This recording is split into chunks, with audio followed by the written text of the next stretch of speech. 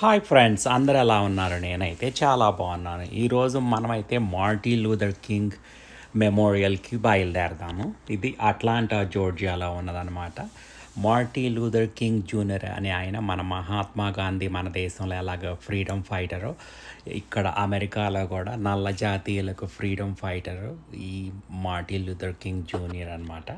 ఈయన గురించి మనం తెలుసుకుందాం. Martin Luther King, born in January 15th, 1929. Civil activist Rosa Parks refused to give a bus seat to the white man, so that's becoming a controversy. Then they boycott the Montgomery bus for 385 days, and the situation becoming tense. And the king's house was bombed in 1955. 1959, Martin Luther King visit India to visit Mahatma Gandhi, teaching the non-violence. King and Kale, acting president of Gandhi Society, spoke at the luncheon about 90 people.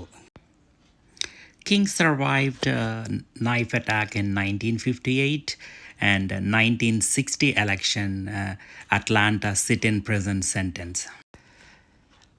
1961 Albany Movement, 1963 Birmingham Campaign, 1963 March on Washington. King delivers 17-minute speech, I Have a Dream. 100 years later, the Negro still is not free. 100 years later, the life of the Negro is still sadly crippled by the manacles of segregation and the chains of discrimination. 100 years later, the Negro lives on a lonely island of poverty. I have a dream that one day this nation will rise up and live out the true meaning of its creed. We hold these truths to be self-evident, that all men are created equal.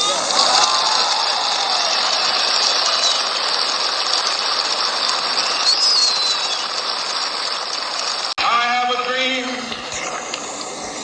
that one day on the red hills of Georgia, sons of former slaves and the sons of former slave owners will they be able to sit down together at the table of brotherhood. I have a dream. This is the house where Martin Luther King born and raised, and this is the house bombed in 1953. After that it's remodeled. Now it's becoming a national park, and there is a tours inside and cameras not allowed. To the 1930s appearance, and then any that we're not using as like offices or something are just rented out.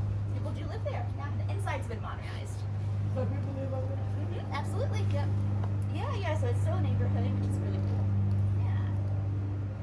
So if you guys do have any questions at any point, feel free just to ask me. I'm happy to answer them. It's a lot of information, so I know it's a lot. Before we go inside, I'm going to give you guys a couple house rules. So number one is there's no photos or videos inside. It's at the request of the King family. So I just ask that you keep your phones in your pockets or purses. If you have any drinks and snacks, just keep them closed. And it's a very old house with a lot of old furniture. So just be careful where you're walking. Okay? All right, so if you have your tickets, come on in with me.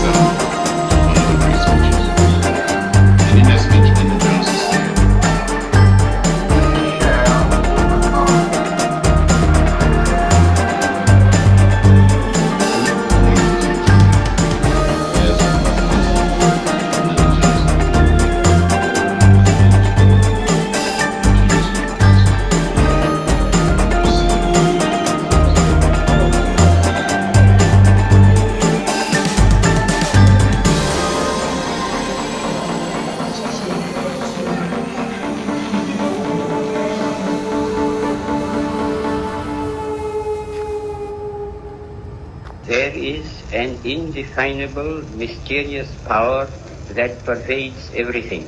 I feel it, though I do not see it. It is this unseen power which makes itself felt and yet defies all proof, because it is so unlike all that I perceive through my senses. It transcends the senses, but it is possible to reason out the existence of God to a limited extent. Even in ordinary affairs, we know that people do not know who rules or why and how he rules. And yet they know that there is a power that certainly rules. In my tour last year in Mysore, I met many poor villagers, and I found upon inquiry that they did not know who ruled Mysore. They simply said, some god ruled it.